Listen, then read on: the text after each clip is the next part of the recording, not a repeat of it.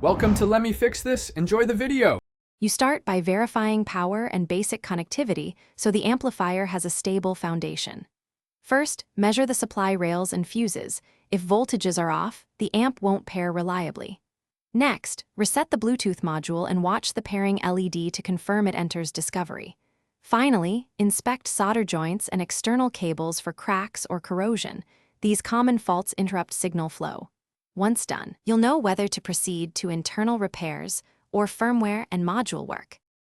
Now you isolate the Bluetooth and audio path to find where sound drops or distorts. Start by substituting a tested module or external dongle so you can rule out the module hardware. If that fixes it, replace or reflash firmware.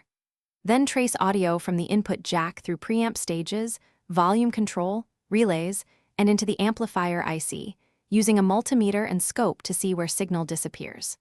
Make sure to check grounding and shielding, because noise and dropouts often come from poor continuity or interference. You complete repairs by replacing defective components and restoring reliable joints. Swap electrolytic caps, burnt resistors, or relays with parts of the same values. Reflow cold solder joints where traces lift and clean corrosion before applying a protective coating. Reassemble with correct antenna routing and secure grounds, then perform a full power test while streaming audio and cycling Bluetooth pairings to stress the system.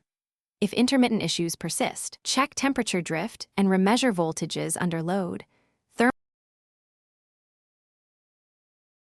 Thanks for watching. If you found this helpful, don't forget to like and subscribe.